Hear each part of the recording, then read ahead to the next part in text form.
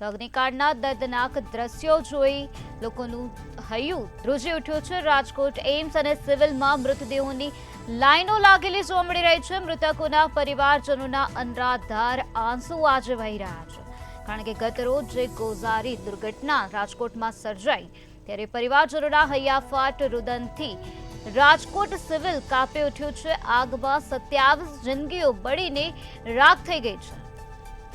તો 4 વર્ષથી વગર એનઓસીએ ધમધમતા ડેથ ઝોનમાં કેમ હવે એફઆઈઆર દાખલ થઈ, તે એક મોટો પ્રશ્ન છે। મંતવ્ય ન્યૂઝ પૂછે છે કે આ કરુણાંતિકા માટે જવાબદાર કોણ છે? ગેમ ઝોનમાં બેદરકારીના હત્યાકાંડનું જવાબદાર કોણ છે, જેના કારણે 27 લોકોના જીવ ગયા? ફાયર એનઓસી વગરના ગેમ ઝોનને કેમ મંજૂરી આપવામાં આવી? આડેધડ ગેમ ઝોનને મંજૂરી કેમ અપાઈ, તે એક મોટો પ્રશ્ન છે। તો મંતવ્ય ન્યૂઝ જનતા વતી આ પ્રશ્ન પૂછી રહ્યું છે। 4 વર્ષથી વગર એનઓસીએ ધમધમતા ડેથ ઝોન વિરુદ્ધ કેમ કાર્યવાહી કરવામાં નથી આવી? આ કરુણાંતિકા માટે જવાબદાર કોણ? ગેમ ઝોનમાં બેદરકારીના હત્યાકાંડનું જવાબદાર કોણ છે, તે એક મોટો પ્રશ્ન છે। તો ફાયર એનઓસી વગરના ગેમ ઝોનને મંજૂરી જ કેમ આપવામાં આવી, જેના કારણે આ પ્રકારની દુર્ઘટના સર્જાઈ, ગોઝારો બનાવ સર્જાયો? તો 4 વર્ષથી વગર એનઓસીએ ધમધમતા ડેથ ઝોનમાં કેમ હવે એફઆઈઆર દાખલ થઈ છે? મંતવ્ય ન્યૂઝ પૂછે છે કે આ કરુણાંતિકા માટે જવાબદાર કોણ? ગેમ ઝોનમાં બેદરકારીના હત્યાકાંડનું જવાબદાર કોણ? ફાયર એનઓસી વગરના ગેમ ઝોનને કેમ મંજૂરી આપવામાં આવી? આડેધડ ગેમ ઝોનને મંજૂરી કેમ અપાઈ છે, તે એક મોટો પ્રશ્ન છે, જેના કારણે આ પ્રકારની દુર્ઘટના એકવાર નહીં પરંતુ વારંવાર સર્જાય છે, જેના કારણે નિર્દોષોનો જીવ જાય છે। તો ગત રોજ બનેલી દુર્ઘટનામાં 27 લોકોનો જીવ જતો રહ્યો છે। આગની અનેક ઘટનાઓ જોવા મળી રહી છે, ત્યારે આ ગંભીર કરુણાંતિકા માટે જવાબદાર કોણ છે, તે મંતવ્ય ન્યૂઝ સવાલ પૂછી રહ્યું છે। મૃતક પરિવારજનોના આંસુઓના કોણ જવાબ આપશે? ગેમ ઝોનના સ્ટ્રક્ચરને લઈને પણ અનેક સવાલ ઉઠી રહ્યા છે। તો 4 વર્ષથી આ ગેમ ઝોન ચાલતું હતું। 4 વર્ષથી વગર એનઓસીએ ધમધમતા ડેથ ઝોન સામે કેમ હવે જ એફઆઈઆર દાખલ કરવામાં આવી? કેમ પહેલા કાર્યવાહી હાથ ધરવામાં નથી આવી?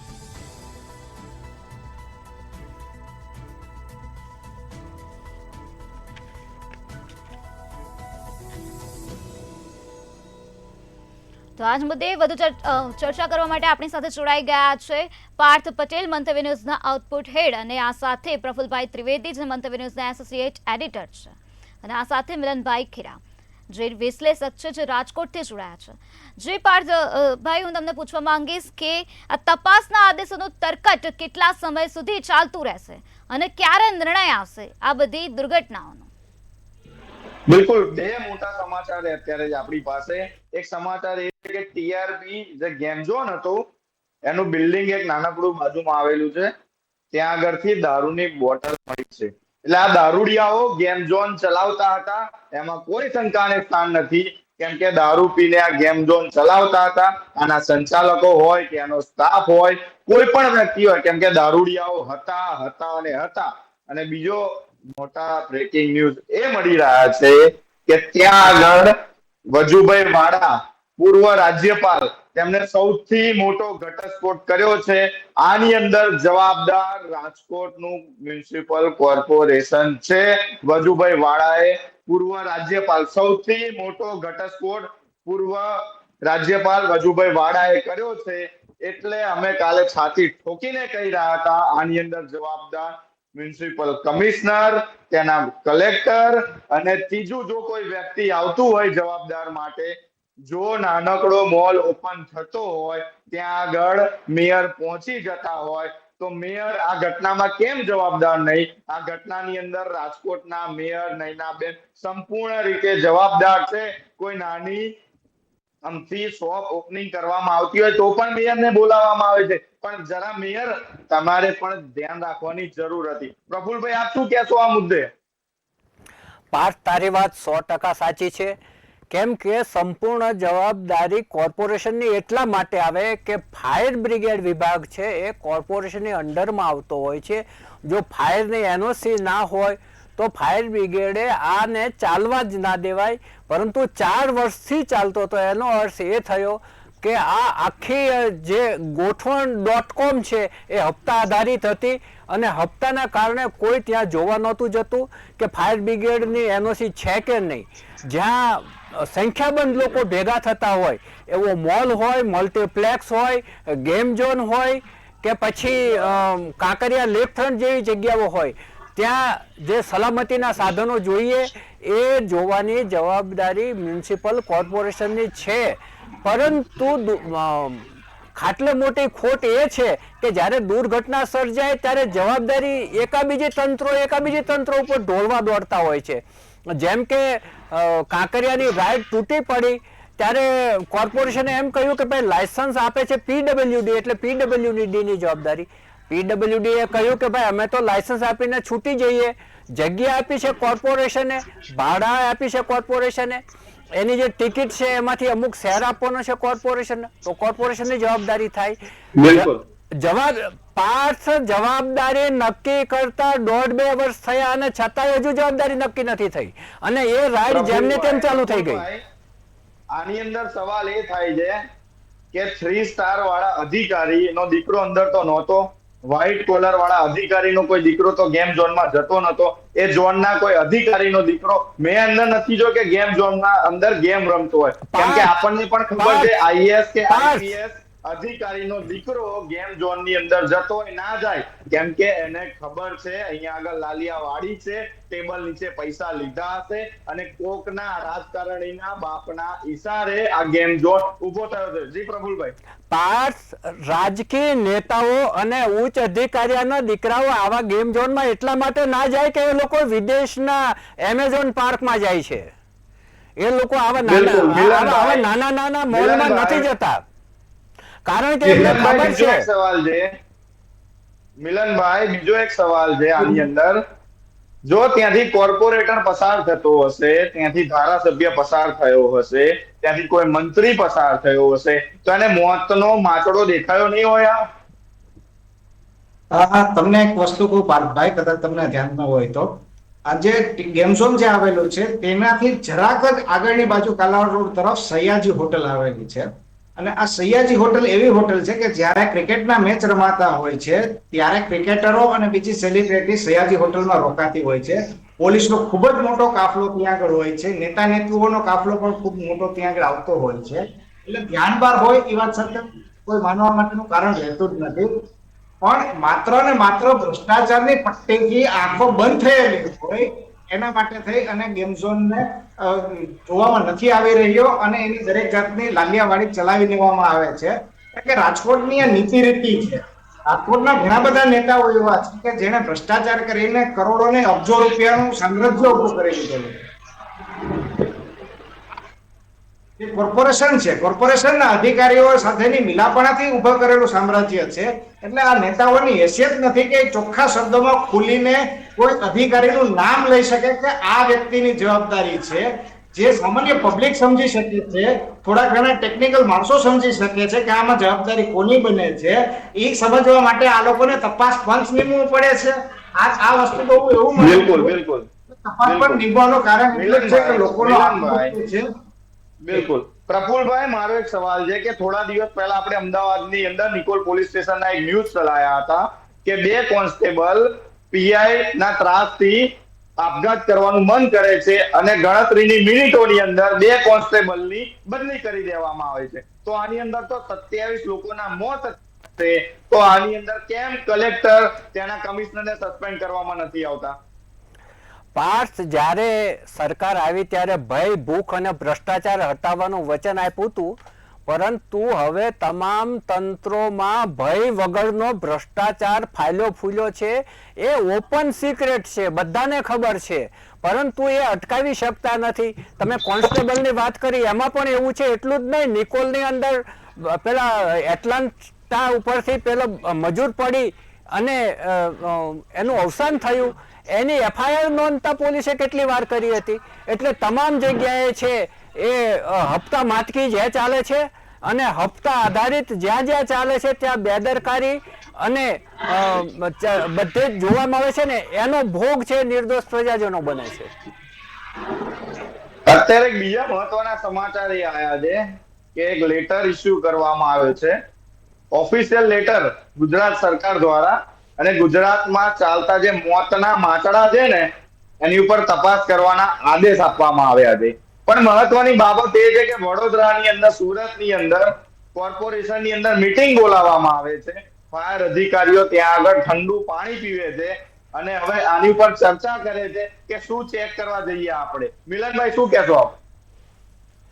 હું તો ક્યારનો કહું જ છું કે ભાઈ જે આપણા જે સરકારી તંત્ર જે છે તે એસી માંથી બહાર નીકળવા માટે ટેવાયેલું જ નથી. આ લોકોની ભ્રષ્ટાચાર કરવાની સિસ્ટમ એટલી સુવ્યવસ્થિત ગોઠવાઈ ગયેલી છે કે અધિકારીઓ સ્થળ તપાસ કરવાની તસદી લેતા નથી. એને તમે કવર પહોંચાડી દો એટલે તમારી સામે આંખ નીચમણા કરવાના ધંધા કરે છે, અને બાકી કઈ ઘટી જાય તો કોઈક રાજકારણીનો ફોન જે છે તે અધિકારી ઉપર આવી જાય છે અને અધિકારી જે છે તે પોતાની જવાબદારી પૂર્ણ નથી કરતો. એટલે હું ક્યાંક ને ક્યાંક એવું માનું છું કે આની અંદર સરકારી તંત્ર અને અધિકારીઓ બંને જ દોષિત છે અને બંનેને તાત્કાલિક અસરથી સસ્પેન્ડ કરવા જોઈએ અને આ લોકો વિરુદ્ધ બીજા પગલા લેવા જોઈએ. પ્રફુલભાઈ, આપ માનો છો કે આ બંને અધિકારી સસ્પેન્ડ થશે? હું નથી માનતો, કેમ કે મોરબીની બ્રિજની જે દુર્ઘટના હતી એ જયસુખ પણ આજે જામીન ઉપર બહાર ફરે છે, એ સુરતની ઘટનાના આરોપીઓ પણ આજે જામીન પર બહાર ફરે છે. પાર્થ, એક સ્પષ્ટતા કરી લઉં કે નોકરીની અંદર કોઈને સસ્પેન્ડ કરવા એ સજા નથી. એ તપાસની અંદર આડખેલી ઊભી ના કરે એ માટેને સાઇડલાઇન કરવામાં આવે છે, અને ઘરે બેઠા બેઠા પહેલા પોણો પગાર ને અડધો પગાર ને તો ચાલુ જ હોય છે, ને પછી પૂરો પગાર અમુક દિવસો પછી. એટલે ઘરે બેઠા બેઠા પગારમાં એટલે સસ્પેન્ડ કરવું એ કોઈ જ સજા નથી. અને બીજી વાત એ કે જો તમારે સજા કરવી હોય તો એને નોકરીમાંથી ટર્મિનેટ કરવા જોઈએ અને જેલની અંદર નાખી દેવા જોઈએ. એ સિવાય કોઈ દાખલો બેસવાનો નથી, અને દાખલો બેસે એવી સજા કરવાની સરકારની માનસિકતા નથી. કેમ કે સરકારી કર્મચારીઓ અને અધિકારીઓને ઉપર કોઈ જ પગલાં ના લઈ શકાય એવું એને ઈશ્વરે વરદાન આપેલું છે, અને એ વરદાનનો ભંગ કરવા સરકાર તૈયાર નથી, કારણ કે એને વરદાન મળેલું છે કે આના પર કોઈ આંગળી પણ ના ચિંતાય. તમે જુઓ કે જેલમાં જાય તો બહુ તો કોન્ટ્રાક્ટર જાય. આ હાટકેશ્વર બ્રિજનું જ જુઓ, હજુ કોન્ટ્રાક્ટર છે એને બીજા કોન્ટ્રાક્ટર મળતા જ જાય છે, અને એના પર કોઈ જેવી દાખલારૂપ સજા નથી લેવાય. એ જ રીતે તમે જુઓ કે કોઈ અધિકારી કે એન્જિનિયર સામે પણ પગલાં નથી લેવાયા. એટલે આપણે ત્યાં અધિકારીઓ અને કર્મચારીઓ બહુ સિફતથી છૂટી જાય છે. અને સૌથી દુઃખદ બાબત એ છે કે આપણા જે નેતાઓ છે એ કેટલા બિનસંવેદનશીલ બની ગયા છે કે બેશરમ બની અને પગલા ના લેવા માટે ભલામણો કરે છે. વિચાર તો કરો કે આપણે કઈ જગ્યાએ જઈને ઊભા છીએ, કયા સ્તરે પહોંચી ગયા છીએ કે આવી દુર્ઘટનામાં પણ એને કોઈ સંવેદના રહેતી નથી. તદ્દન બિનસંવેદનશીલ જડ બની જાય છે અને પોતાના મળતિયા કોન્ટ્રાક્ટરોને કે મળતિયા અધિકારીઓને છોડી દેવા માટે ભલામણો કરતા ફરે છે. આ તો બેશરમીની હદ છે. પ્રફુલભાઈ, આવા નેતાઓએ, આવા અધિકારીઓએ ઢાંકણીમાં પાણી લઈને ડૂબી મરવું જોઈએ. ઢાંકણી અમે આપીશું, છાતી ઠોકીને અમે કહીએ છીએ કે ઢાંકણી અમે આપીશું, ડૂબી મરવું જોઈએ આવા અધિકારીઓએ, આવા નેતાઓએ.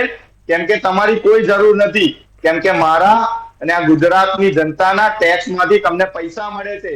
આ એસીમાં એમની નથી બેસવા મળતું તમને, મારા અને તમારા ટેક્સના પૈસામાંથી તમે એસીમાં બેસો છો. મિલનભાઈ, બીજો એક સવાલ એ ઘટના બની છે અત્યારે રાજકોટની અંદર આઈજી, ડીજીપી, એસપી, કમિશનર, કલેક્ટરની એસી રૂમમાં મીટિંગ ચાલી રહી છે. હવે મીટિંગમાં કોને ખો આપવો એની પર ચર્ચા ચાલશે. મિલનભાઈ, સાચી વાત છે. કોને કોને બચાવવાના છે, કયા અધિકારી આપણા માન્યતા છે, કોની જોડે આપણી ભાગીદારી છે, એ બધા વસ્તુઓની ચર્ચા થશે અને સૂચના આપવામાં આવશે સરકાર તરફથી, સરકારના માન્યતા અધિકારીઓ તરફથી કે આ અધિકારીઓને આપણે બક્ષી દેવાના છે અને એની નીચેના જે તાબાના જે અધિકારીઓ જે છે તેને આપણે સરવાળી દેવાના છે અને તેને જેલ ભેગા 15 દિવસ માટે કરી દેશું અને એને પણ આપણે પૈસાની લાલચ આપશું કે 15 દિવસ જ તારે જેલમાં રહેવાનું છે અને તારું અમે ઘર ભરી દેશું, અમે આખી જિંદગી નોકરી કરવાની જરૂરિયાત નથી. હું તમને એક વસ્તુ પાર્થભાઈ જરૂરી વાત કહેવા માંગુ છું કે હવે એ દિવસો દૂર નથી. આપણે અત્યાર સુધી પિક્ચરમાં જોયું કે ગબ્બર ઇઝ બેક. ગુજરાતની અંદર અને હિન્દુસ્તાનની અંદર ગબ્બરિશ બેગ જેવા સત્ય દ્રશ્યો જો ચાલુ ન થાય તો એવા દિવસો મને બહુ દૂર નથી દેખાતા, કારણ કે પબ્લિક જે છે હવે એટલી બધી ત્રાસી ગઈ છે કે તે હવે કાયદો હાથમાં લેતી થઈ જશે અને સરકારે આ વસ્તુ સમજવાની જરૂરિયાત છે કે લોકોની સહન શક્તિની હદ આવી ચૂકી છે અને હવે સરકાર અને અધિકારીઓ સમજે તો સારી વાત છે. અને પબ્લિક જે છે તે હથિયાર ઉપાડવાનું ચાલુ કરશે અને હથિયાર ઉપાડવાનું ચાલુ કરશે તો તમને ક્યાંય સંતાવા માટેનો ખૂણો નહીં મળે. બિલકુલ મિલનભાઈ, આપની વાત 100% સાચી છે, પણ આની અંદર આપણે પણ સમજવાની જરૂર છે પ્રફુલભાઈ, આપણે પણ સમજવાની જરૂર છે. આવા મોતના માંચડામાં આપણે શું કામ જવું છે પ્રફુલભાઈ? પાર્થ, જે આપણો લોઅર મિડલ ક્લાસ છે એને એક મનોરંજનની ભૂખ હોય છે અને એમાં પણ વેકેશન ચાલે છે અને સૌરાષ્ટ્રની અંદર વેકેશનની અંદર મહેમાનો રહેવા માટે આવતા હોય છે, એટલે કોઈ ગયા હશે ત્યાં. પરંતુ તારી વાત સાથે હું એ રીતે સહમત છું પાર્થ કે કોઈ પણ જગ્યાએ તમે તમારા બાળકને લઈને જાઓ તો પહેલા સલામતી વ્યવસ્થા ચેક કરો, ત્યાં ફાયર સેફટી છે કે નહીં, જો કોઈ ઘટના બને તો બહાર નીકળવા માટેના એક્ઝિટ ડોર છે કે નહીં. પાર્થભાઈ, આમાં તો સૌથી મોટી વાત એ છે કે એક્ઝિટ ડોર જ નહોતું, લોકોએ લાત મારી અને પતરા તોડીને બહાર નીકળ્યા છે. તમારું સલામતીનું એક એક્ઝિટ ડોર તો હોવું જોઈએ કે જ્યારે કોઈ દુર્ઘટના પ્રફુલભાઈ વચ્ચે રોકવા માંગીશ, આમાં વચ્ચે રોકવા માંગીશ. બીજી એક આપને વાત કહું કે આ ગેમ ઝોન જેની ઉપર ઉભો કરવામાં આવ્યો હતો ને એ રેસિડેન્સ એરિયા હતો, એની અંદર આખો ગેમ ઝોન ઉભો કરવામાં આવ્યો હતો પ્રફુલભાઈ. જો પાર્થભાઈ તમે આ વાત કરતા હોય તો એ અત્યંત ગંભીર ગણાય, કારણ કે તમે ઝોન ફેર કર્યા વગર તમે ત્યાં બીજી કોઈ વસ્તુ કે બીજી કોઈ બાબત ત્યાં ઊભી કરી જ ના શકો. રેસિડેન્ટ ઝોન છે એટલે ત્યાં રહેણાંકના મકાનો બનાવવાના છે, એ જમીનનો ઝોન છે, સરકારે નક્કી કરેલો છે, મહેસૂલ ખાતાએ નક્કી કરેલો છે, ત્યાં જે ટીપીઓ અધિકારી છે એને નક્કી કરેલો છે. હવે એની અંદર તમે ફેરફાર ના કરી શકો. હવે એક બાબત 100% સાબિત થઈ ગઈ કે વહીવટી તંત્રને આમાં આશીર્વાદ છે, રાજકીય લોકોના આશીર્વાદ છે, નહીં તો આ શક્ય જ ના બને. અને આવું જયારે બને છે પાર્થ, ત્યારે ત્યાં જે માચડો છે એ કાચો માચડો બનાવવામાં આવે છે, પેલી દિવાલો ઊભી નથી કરતા જેથી કાયદો નડે. અત્યારે તમે એસજી હાઈવે પર જો ફૂડ કોર્ટ બની ગયા છે, કાચા બની ગયા છે. પ્રફુલભાઈ, આની અંદર બીજો એક સવાલ છે કે ત્યાં આગળ 1000 લીટર પેટ્રોલ જો હું ને તમે છે ને અમદાવાદના પેટ્રોલ પંપ ઉપર 50 રૂપિયાનું પેટ્રોલ લેવા જઈએ ને તો પેટ્રોલ પંપ વાળો ના પાડે છે, ભાઈ અહીંથી હાલ્યો જા કે. બરાબર જી પાર્થભાઈ, હું ફરીથી આવું આપની પાસે. જી પાર્થભાઈ અને મિલનભાઈ અને પ્રફુલભાઈ અમારી સાથે જોડાયેલા રહેજો. આ ચર્ચા યથાવત રહેશે, પરંતુ હાલ સમય થયો છે નાનકડા વિરામનો. મળીશું વિરામ બાદ.